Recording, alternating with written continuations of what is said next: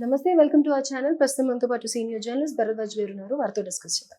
నమస్తే సార్. నమస్తే. కోల్కతా ఆర్జికర్ మెడికల్ హాస్పిటల్లో స్టూడెంట్ అండ్ డాక్టర్గా ఉన్న లేడీ డాక్టర్ని రేప్ అండ్ మర్డర్ చేశారు కదా. సో దానికి సంబంధించి సంజయ్ రాయ్కి శిక్ష పడుతుంది.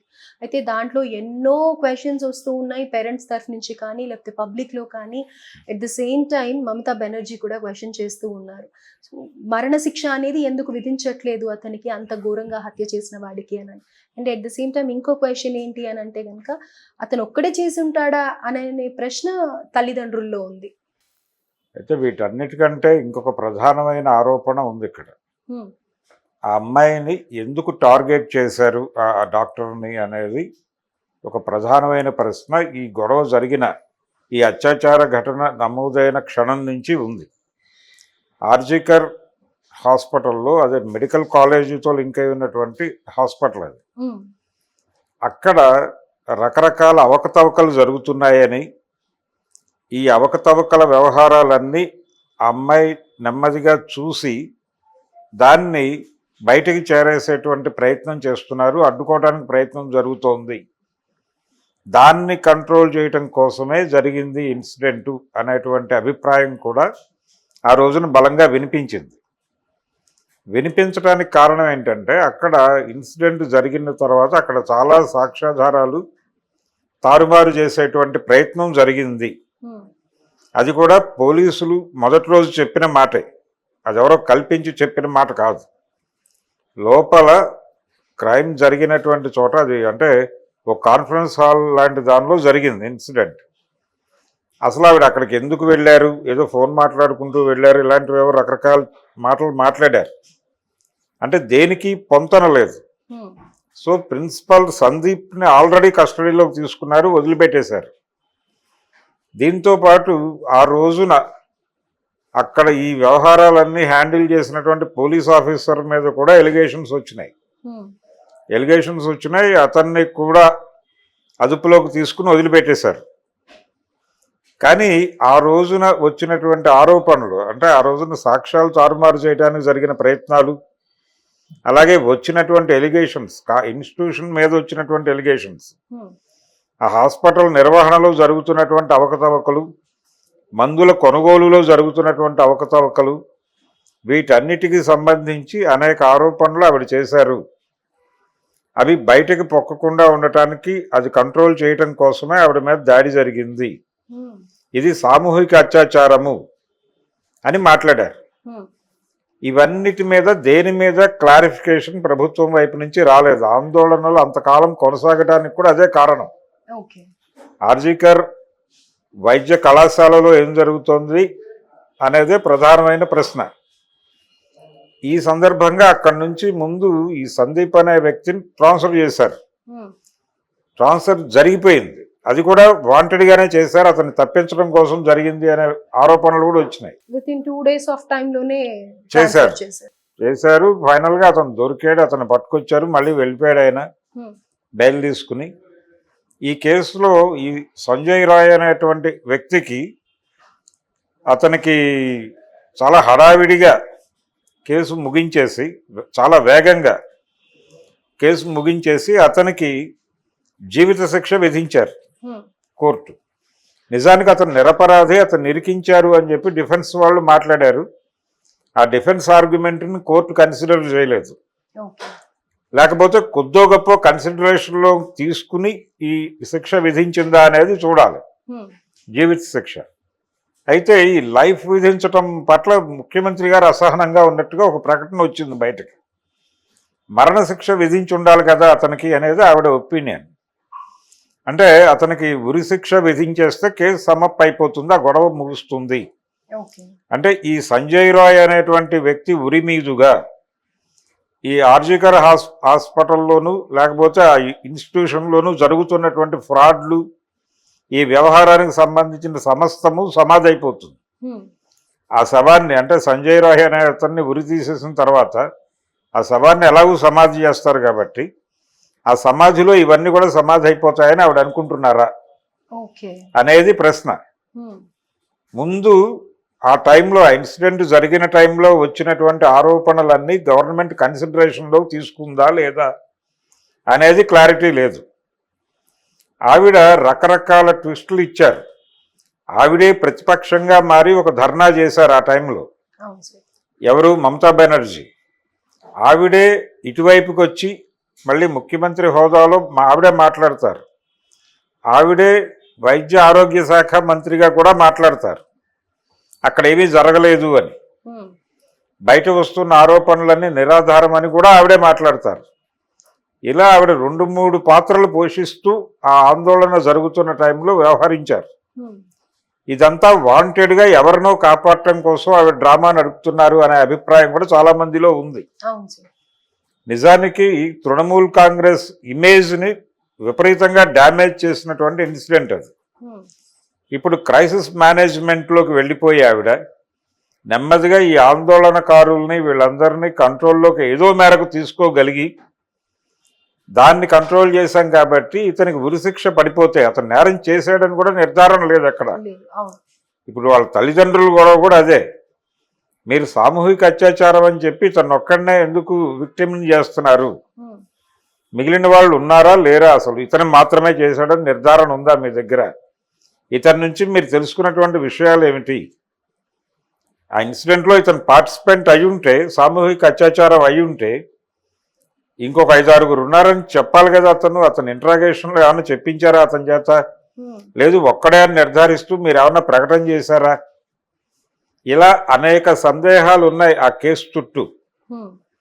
కేసు తొందరగా ముగించేసి ఎవరికో ఒకళ్ళకి శిక్ష వేయించేసి క్లోజ్ చేసేసి ఆ సమాధిలో ఈ నిజాలన్నీ పాతరయ్యాలి అనే తాపత్రయం ప్రభుత్వం వైపు నుంచి బలంగా కనిపిస్తోంది, మమతా బెనర్జీ నుంచి బలంగా కనిపిస్తోంది. దీన్ని పొలిటికల్ టర్న్ కూడా తీసి కంట్రోల్లోకి తీసుకోవాలి ప్రపంచాన్ని కూడా ఆవిడ ప్రయత్నం చేశారు ఆ టైంలో.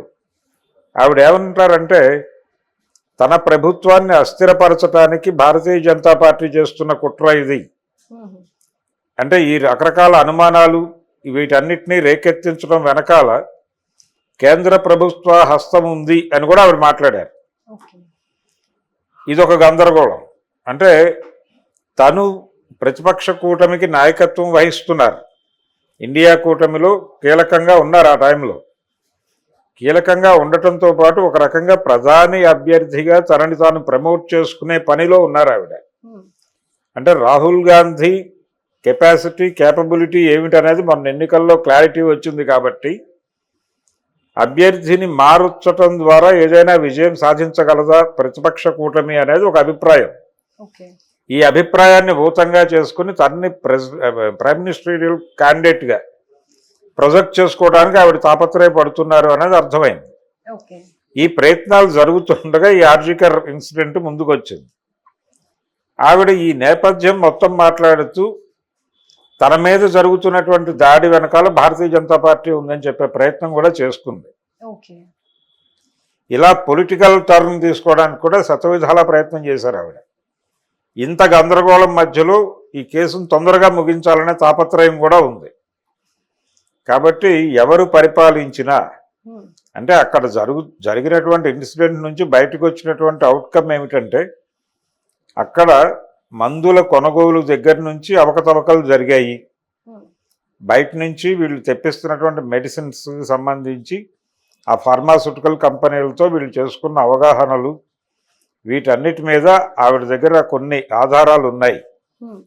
అంటే చౌక రకం నాసిరకం మందులు కొనుగోలు జరుగుతోంది అన్న దగ్గర నుంచి అనేక విషయాలు గందరగోళం ఉంది అక్కడ. ఆ విషయాలన్నీ ఆ డాక్టర్కి తెలుసు కాబట్టి ఆవిడ్ని టార్గెట్ చేశారు అనేది ఈ ఆందోళనకారులు ఎస్టాబ్లిష్ చేయగలిగారు. ఆ ఎస్టాబ్లిష్ చేయగలిగినటువంటి అవి ఫ్యాక్ట్సా కాదా అని నిర్ధారించడానికి ఏవైనా ప్రయత్నం జరిగిందా, దర్యాప్తు జరిగిందా? ఒకవేళ అదే జరిగి ఉంటే ఇతనికి ఇంత తొందరగా శిక్ష పడే అవకాశం లేదు. అంటే కోర్టు కూడా ఆ దృష్టిలో వెళ్ళాలి. కోర్టు దృష్టికి ఇవన్నీ పట్టుకెళ్ళారా డిఫెన్స్ వారు అనేది కూడా డౌటే. అలా ఈ కేసు నడపటంలో ఇప్పుడు అతనికి ఆర్థికంగా దన్నుందా లేదా, ఇప్పుడు సంజయ్ రాయ్ ఆర్థిక పరిస్థితి బాగాలేదనేది వాళ్ళ తల్లిదండ్రుల నుంచి ఎస్టాబ్లిష్ అవుతున్నటువంటి ఫ్యాక్ట్. అందుకని అతను హ్యాండిల్ చేయలేక కేసును వదిలేశాడా, డిఫెన్స్ లాయర్ని ఎవరినో పెట్టుకుని వదిలిపెట్టేశాడా అంతటితో అంటే కేసు లాయర్కు అప్పచెప్పడం ద్వారా న్యాయం జరగదు. దానికి సంబంధించి కొంత వర్కౌట్ చేసి వాళ్ళకి ఫీడ్బ్యాక్ ఇస్తూ ఉండాలి. ఓకే. ఆ రకమైన మెకానిజం ఏదైనా పనిచేసిందా? లేదు ఈ ఆందోళనకారులు ఆందోళన వరకే పరిమితం అయిపోయారా? కోర్టు ప్రొసీజర్స్ పరిస్థితి ఏమిటో కనుక్కుని అక్కడ కూడా తాము ఏదన్నా పని చేయగలమని అనుకుని పని చేశారా లేదా? అది జరగాలి.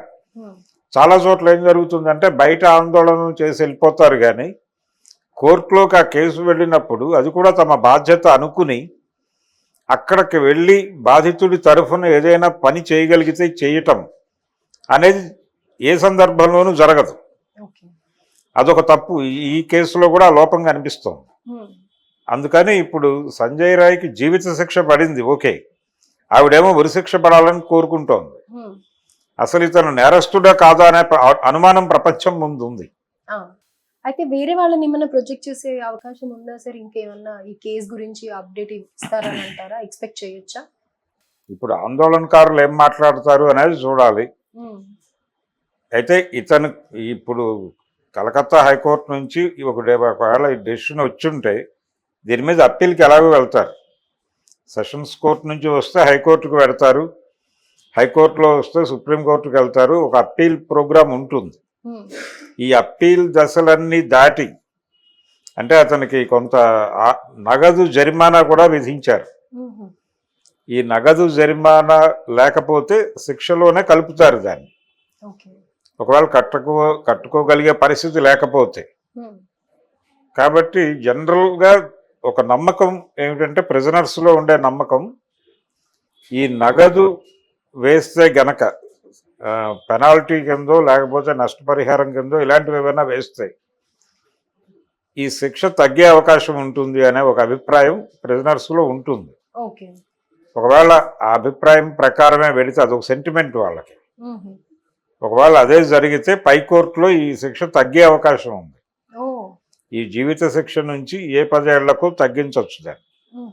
అంటే జీవిత శిక్ష అంటే దానికి రిలీజ్ ఉండొచ్చు, ఉండకపోవచ్చు. లైఫ్ ఈజ్ లైఫ్ అని సుప్రీంకోర్టు జడ్జిమెంట్ ఒకటి ఉంది. అంటే ఇంకా చనిపోయే వరకు అక్కడే ఉండాలి. అయితే లైఫర్స్ రిలీజ్కున్న ఏకైక అవకాశం ప్రభుత్వాలు దయదల్చి ఇచ్చే జీవోలు. ఏదో సందర్భంలో ఆగస్టు 15నో లేకపోతే జనవరి 26 రిపబ్లిక్ డే అనో వాళ్ళు జీవోలు ఇస్తారు. ఆ జీవోలో ఉన్న మార్గదర్శకాలకు అనుగుణంగా ఉంటే రిలీజ్ అవుతారు, లేకపోతే లోపలే ఉండిపోతారు. మమ్మల్ని రిలీజ్ చేయాలి అని అడగడానికి వాళ్ళకి రైట్ లేదు. అటువంటి కండిషన్లో ఉంటారు వాళ్ళు. ఆ కండిషన్ నుంచి అతను కొంచెం 10 సంవత్సరాలు అనో ఏదో ఒక ఫిగర్ చెప్పించగలిగితే కోర్టుతో దానిలో ఆయన రిలీజ్ అవుతాడు. అలాంటి ప్రయత్నం ఏదైనా చేసుకుంటూ ఉండుంటారు. ఆల్రెడీ మొదలై ఉంటుంది ఆ ప్రొసీజరు. ఫైనల్గా ఏం జరుగుతుంది అనేది చూడాలి. కానీ ఇప్పటికైతే అతనికి అన్యాయంగా శిక్ష పడింది అనే మాట అయితే వినిపిస్తోంది. అది కేవలం పేరెంట్స్ నుంచి మాత్రమే కాదు, ఈ కేసును మొదటి నుంచి ఫాలో అవుతున్న చాలా మందిలో అభిప్రాయం ఉంది. అతనే చేశాడా అనే అనుమానం మాత్రమే కాదు, ఇంకా ఎవరన్నా అక్కడ జరిగిన ఇతర అక్రమాల సందర్భంగా ఎవరెవరు ఇన్వాల్వ్ అయ్యారు అనేది, అలాగే ప్రిన్సిపాల్ని ఎందుకు అరెస్ట్ చేశారు, ఆ రోజున ప్రిన్సిపాల్ని అరెస్ట్ చేయడానికి దారితీసిన కారణాల మీద మీరు ఏదైనా దర్యాప్తు చేశారా, ఆ దర్యాప్తు నివేదికని కోర్టుకు సమర్పించారా లేదా,